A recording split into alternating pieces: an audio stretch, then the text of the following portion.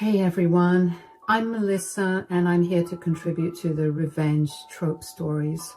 This story is more about karma, the consequences people face from their own actions, and by people I mean my younger sister Carly. Now, let me give you some insight into our relationship. I'm the eldest sibling in our family, and it's just been Carly and me. You see, Carly and I grew up in your typical suburban household. Our parents doted on us and life was pretty darn good. Carly was the brainiac, acing all her tests and charming everyone she met. Meanwhile, I was just, well, me. Always getting into trouble and never quite living up to the family expectations. So, it was just us, our parents, and our cozy little home. It might not seem much to many people, but for me, it was. But then, everything changed when our parents passed away. It was a tragic accident that turned our world upside down. I still remember that day like it was yesterday. Carly and I were called to the principal's office at school, and there was Grandma waiting for us with tears in her eyes. My dear girls, Carly and Melissa, I need to tell you something. What's wrong, Grandma? I'd like to have a private moment with you both. Your parents, they're gone. There was a terrible car accident this morning while they were on their way to work. What do you mean, Grandma? I want Mom and Dad. This can't be happening. What do you mean they're gone? I know, it's incredibly tough to hear at your age, but right now, I'm the only family you have left, my dears. I promise I'll take good care of you. It's a painful memory I'd rather forget. In the aftermath, Carly and I struggled to cope. We moved in with Grandma, but nothing felt the same without Mom and Dad. As the oldest sibling, I felt the weight of responsibility falling heavily on my shoulders after our parents' passing. While I tried to step up and be there for my sister, Carly, she seemed to spiral out of control. It seemed like we both had Freaky Friday Ed. Grandma Martha, bless her heart, had to bear the brunt of Carly's rebellious behavior, and I couldn't help but feel sorry for her. Carly's troubles seemed to multiply after Mom and Dad were gone. I remember one time when she snuck out of the house in the middle of the night to attend a party. Grandma was beside herself with worry until Carly stumbled back home in the early hours of the morning, reeking of alcohol. Despite my attempts to guide her, Carly continued down a path of recklessness. She started skipping classes, staying out late, and hanging out with questionable friends. Looking back, I realize now that Carly was struggling to cope with the loss of our parents in her own way. But at the time, it felt like she was deliberately making life difficult for all of us. After finishing high school, I felt both nervous and excited about what was next. Leaving Carly and Grandma was tough, but I knew going to college would help us all in the long run. College was a whole new world for me. And during my second year, I met my husband Nathan in one of my classes. He was really nice and smart, studying engineering. We hit it off right away and became really close. While I was busy with college and focused on building a better future, Carly's life was taking a different path. Unlike me, she wasn't interested in going to college or getting a job. Instead, she seemed content living off Grandma Martha's money. I tried to talk to her and offer my guidance as her big sister, but she didn't seem to care. During my last year of college, when I came home for Thanksgiving, I decided it was time to have a serious conversation with her. Carly, you finished high school 2 years ago, and since then, you've been relying on Grandma's money. You know she's helped us a lot, but this can't go on forever. Give me a break, Melissa. It's Thanksgiving. I don't need another lecture from you. Carly, I'm about to graduate from college. I'm planning to get a job, maybe even move into a new apartment with Nathan. I'm getting my life together, and I'm willing to help you too. I could pay for your tuition, but please just try to do something. I don't see what your problem is. Grandma is fine with me staying with her. Why can't you accept that? I'll live my life the way I want. You can't control me. I'm not trying to control you, Carly. I just want to help you become more independent. In today's world, having a job is crucial. We don't have much financial security, you know. Oh, Melissa, you're so boring. I'm going out for a smoke. Tell Grandma I'll be back for dinner. After that conversation with Carly, I decided maybe I should give her more time. I focused on finishing college. Once I graduated, I landed a job as an environmental analyst at a research institute. It was a dream come true, working in a field I was passionate about. Meanwhile, Nathan had secured a job as a civil engineer at a construction company. We were both excited about our careers and the future ahead.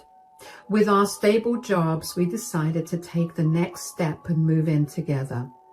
We found a cozy apartment in the heart of the city where we could start our lives together.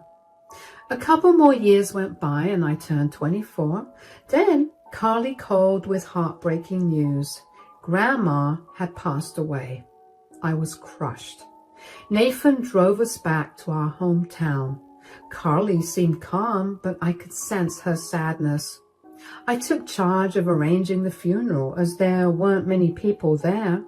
Grandma just left a few belongings and some money split between Carly and me. And the house, well, she left it to me. I remember Carly being bitter about it, but I had assured her she could use it for as long as she wanted to. After the funeral, as everyone left, Nathan and I prepared to return home, but I couldn't shake the feeling that Carly needed me. Even though she seemed okay on the surface, I knew deep down she must be feeling lonely, so I decided to stay back, wanting to support her through this tough time. Hey, why is Nathan leaving alone? Aren't you going with him? Look, Carly, I know you want to act like this doesn't matter to you, but I want you to know I'm here for you, and I've decided to stay here for a bit. Whoa, you're not staying with me, Melissa. You're not getting it. I've got my own plans.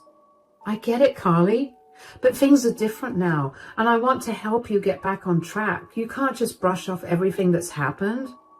Well, I've got Ethan moving in with me now. We've got plans. Ethan? Who's Ethan? He's my boyfriend, Melissa, and he's been there for me in ways you haven't. Wow, Carly, that's great news. Can I meet him? Not yet, Melissa. Don't be annoying. Carly, Melissa's just trying to help. Can't you see that? Nathan, stay out of this. This is between me and Melissa. All right, Carly, I'll leave if you want me to, but promise me you'll try to sort things out, and I hope this Ethan treats you right. Fine, Melissa, just go. Goodbye. So Nathan and I returned to our apartment. A couple of months later, when I talked to Carly, she excitedly shared that she had landed a job at a local salon as a receptionist. I was genuinely proud of her progress. She also mentioned that things were going well with Ethan, her boyfriend. It seemed like love was bringing out the best in her. And during that time, my own life was bustling with activity. Ethan surprised me with a proposal, and we happily got engaged. Carly was surprised at first, but she quickly showed her support and excitement for our upcoming wedding. She even helped me with wedding planning and choosing the perfect dress when she visited me in the city. I remember the first time I met Ethan over dinner at Grandma's house right after my wedding. Oh my goodness, Ethan, I've been looking forward to meeting you. I was so bummed when Carly told me you cannot make it to the wedding. It has been over a year since Carly and you started dating, and I've been eager to meet the man who stole my sister's heart. Yeah, I've always mentioned to Carly about meeting you guys, but she never seems interested in inviting you over. Come on now, don't throw me under the bus like that.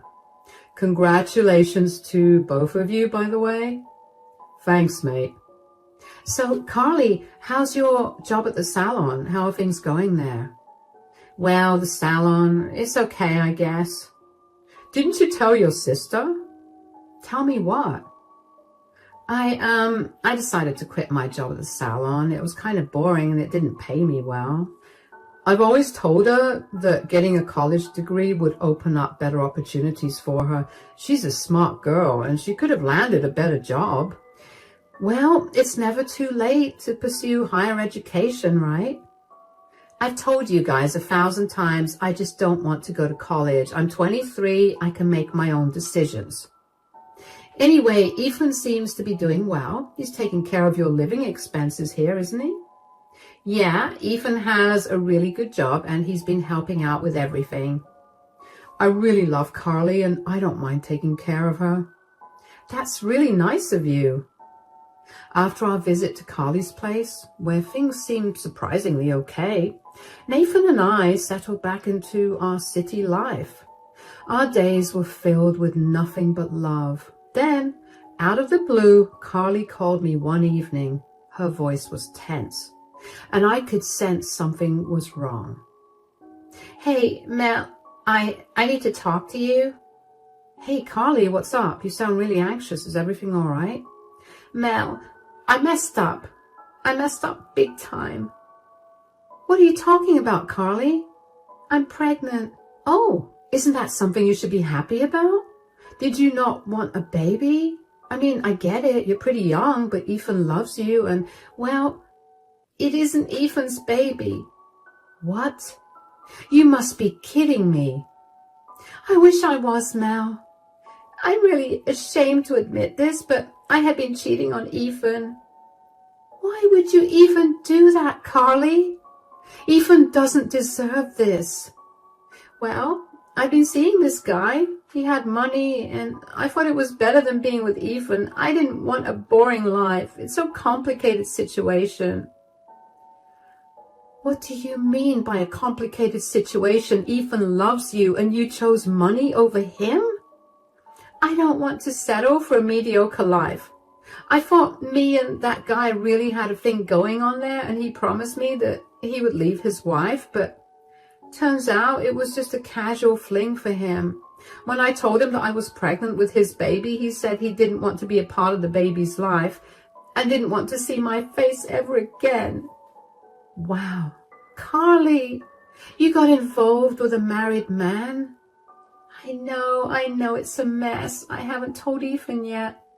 I want to keep the baby, though. I think it could bring some happiness into my life. Are you sure you're ready to be a mom? Of course I am. Do you think I should keep it a secret from Ethan? Carly, that's not fair to him. You need to tell Ethan, and soon. If you don't, I will. Maybe this baby will change things for the better. You're my sister. I need your support, Mel. I've been reflecting a lot lately, and I'm really regretful about how I've treated you and everyone else in my life. When our parents passed away, you were there for me, but I was not there for you.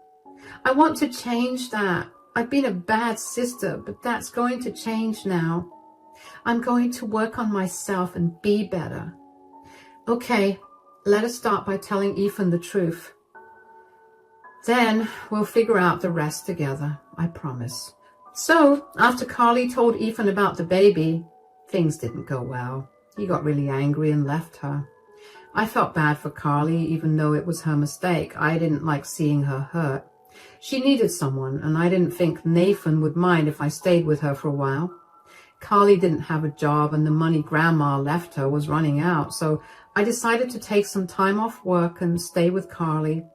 For the next 9 months, I was there for Carly during her pregnancy. I didn't want her to go through it alone. I visited her every month, staying with her for 1 or 2 weeks at a time. It was important to me to support her, even though she had made some mistakes. During those months, Carly and I grew closer. We talked a lot about her plans for the future and how she wanted to change. She was determined to be a better person and a good mother to her baby. I admired her strength and courage. As Carly's due date approached, I made sure everything was ready for the baby's arrival. We went shopping for baby clothes and furniture, and I helped Carly set up the nursery. It was an exciting time, despite the challenges Carly was facing. When the day finally came, I was by Carly's side in the delivery room. It was a long and difficult labor, but seeing the joy on Carly's face when she held her baby for the first time made it all worth it. I knew then that everything would be okay. So it was a baby boy, and Carly named him Cole. I decided to stay with Carly for a while, so I told Nathan I wouldn't be coming home for some time. He was understanding and said it was okay because Carly needed me. Carly was dependent on me both financially and emotionally. She wanted to start applying for jobs, so while she did that, I took care of Cole at home. I had saved enough money to support us for a while, so I wasn't worried about finances. For 4 months, I stayed at home with Cole while Carly went out to look for jobs. Nathan visited us every weekend, and we enjoyed spending time together as a family. Carly began seeing a guy named Josh, and she spent a lot of time with him. I was worried because she wasn't focusing on finding a job or taking care of Cole anymore. Despite my support, she seemed more interested in spending time with Josh than being independent. Carly came back home one evening after her dinner date with Josh. "Guess what, Melissa?" "What?"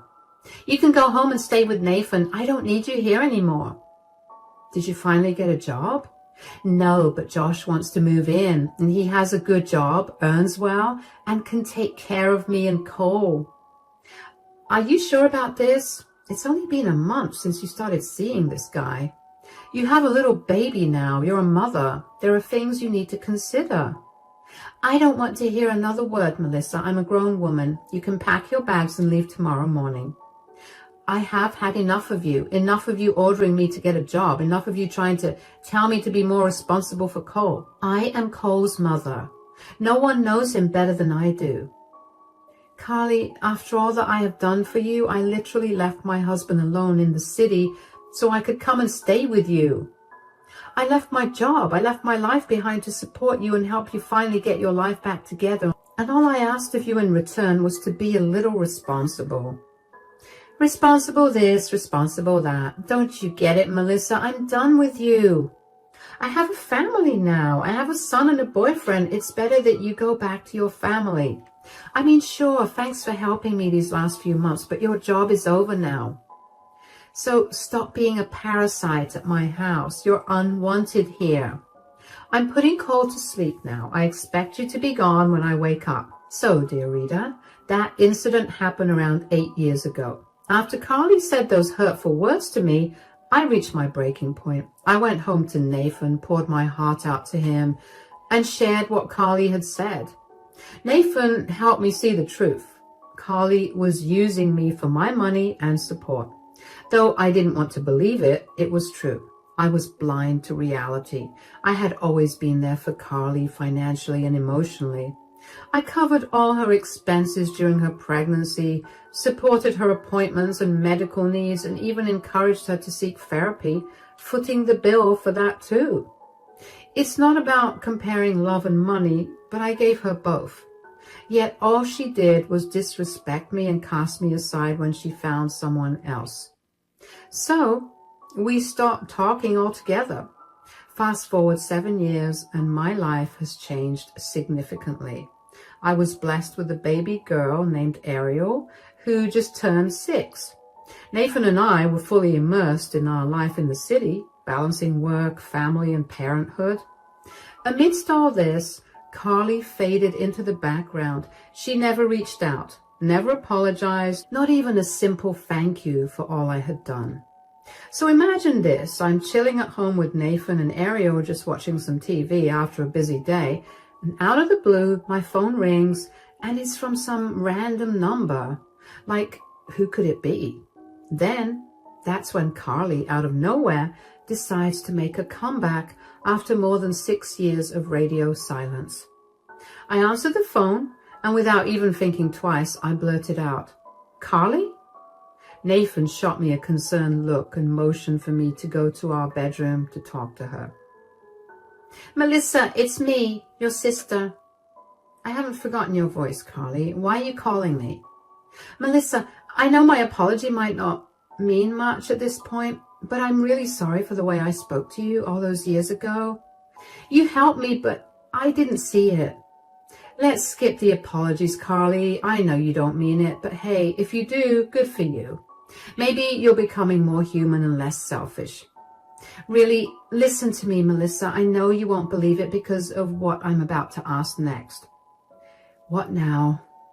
I need some money. Josh left me. Do you remember your nephew? He has not eaten anything in 2 days. We literally have no money. The school is threatening to kick him out, Melissa. I'm begging you. If not for me, then for your nephew. Carly, I'm not falling for this again. Don't use your poor kid to get my sympathies.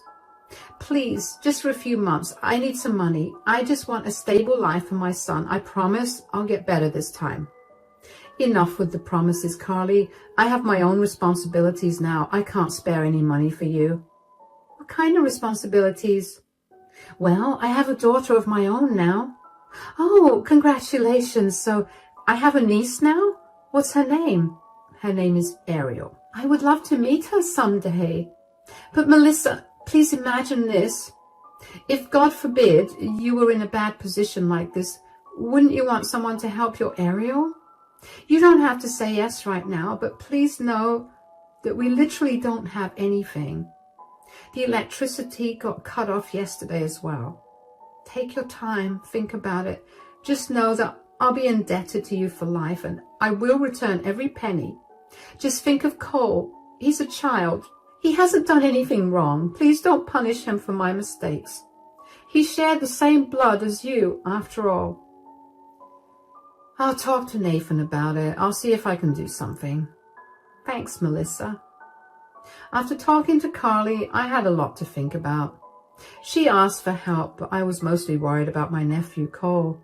Thinking about Cole made me sad. He was innocent and didn't deserve any of this. God knows what that poor boy must have been through lately. I couldn't bear the thought of him suffering because of Carly's mistakes. Talking to Nathan about it helped me put things into perspective. We both agreed that Cole's well-being was the most important thing right now. It wasn't about Carly anymore. We decided to visit Carly and Cole to see how they were doing. I sent Carly a text saying we wanted to come over every weekend, and she agreed. So on Saturday, Nathan, Ariel, and I drove to Carly's house, which I hadn't seen in over 7 years. It felt strange returning after so long, and seeing Carly after so long felt strange. Cole seemed like a sweet and cool kid. I introduced Ariel to him and they got along well, playing in the park together. Nathan watched over them while I talked with Carly in the kitchen. Look, Carly, I'm giving you this money for Cole's sake, not yours. And it's not a gift. Think of it as a loan. Oh my God. Thank you so much, Melissa. You're so generous. I promise things will be different this time. Well, I hope things do turn out better, and please take care of Cole. He's a smart kid. Just make sure you use the money wisely for Cole's needs. I will, Melissa, I promise. Thank you again for helping us out. So I set up this deal where I'd send Carly half the money from my paycheck every month. It was tough, but I felt like I had to do it for Cole. Carly said she was sorting stuff out and needed more time and wanted my trust. But I wasn't just giving her money for herself. It was for Cole. We'd visit every month and Ariel and Cole got along great. They were cousins after all. Carly seemed better, but I was wary. I had to use my head more than my heart this time. I decided if Carly didn't get her act together in a year, I'd stop the allowance with a prior heads up. For about 10 months, things seemed quiet, but then something unexpected happened. One day I received a call from Carly's landline. When I picked up, I could hear Cole on the other end. Oh, hey there. Cole, how are you? Hi, Aunt Melissa. I need you. What do you mean you need me, Cole? Is everything okay? Are you safe? I'm really hungry. I haven't eaten anything, and Mom, she's gone forever. What do you mean she's gone forever? Where did she go? I don't know. There's this paper. She left a letter. It says, Dear Melissa. I don't quite understand it, but maybe she left it for you. I don't think she's coming back. Oh, God, for how long have you been on your own? It has been 2 days. Oh, my God, do you have school today? Well, I haven't gone to school in a long time.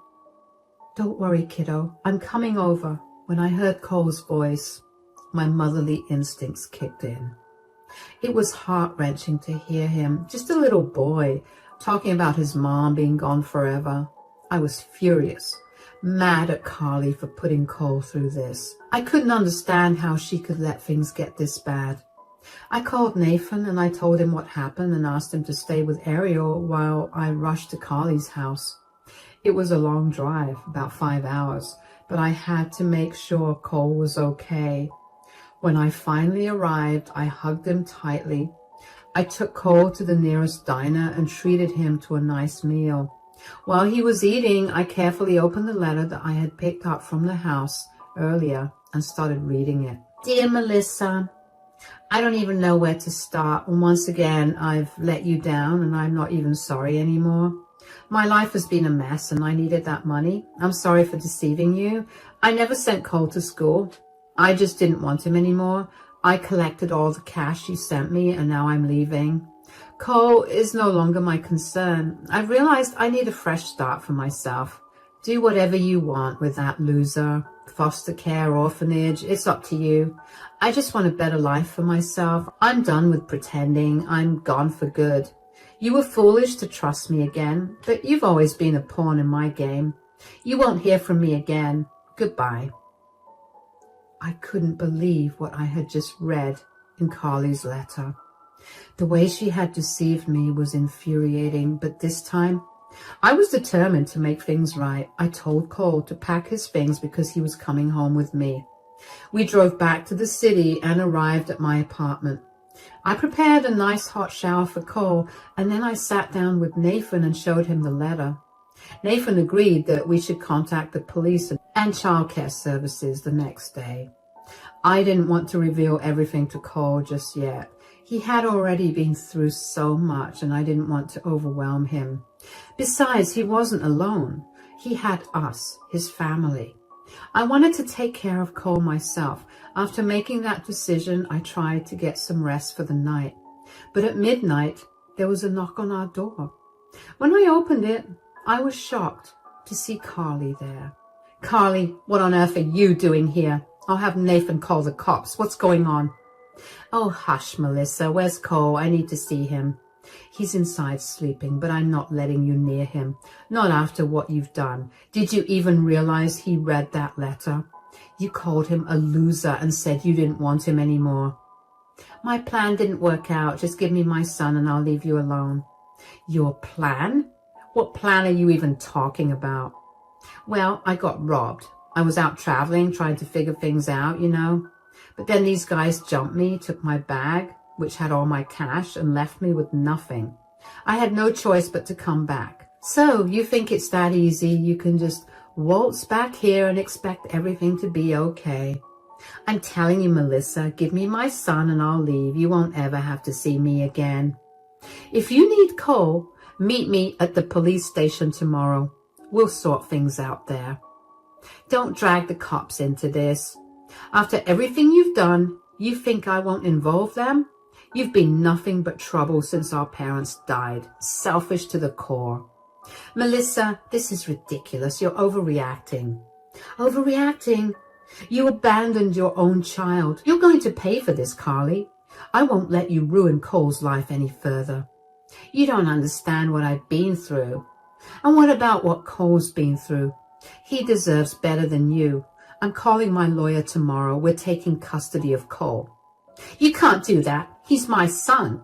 Not anymore. You gave up that right when you left him alone. You're going to regret this, Carly. So here's how it all ended up. Cole is officially a part of our family now. After all the court drama, we finally got the legal papers declaring him as our son. It was a long journey, but seeing him settle in so well makes it all worth it. We made sure he got into a good school and gave him all the love and care he deserves. It's amazing to see how easily he accepted us as his parents. As for Carly, well, she's nowhere to be found. She doesn't have a job or anyone to turn to. The house she used to live in is legally mine, thanks to Grandma's will, and she's not allowed there anymore. Honestly, I don't even want to know where she is. My priority now is protecting Ariel and Cole from her influence. I don't think she'll ever come back, and that's just fine by me.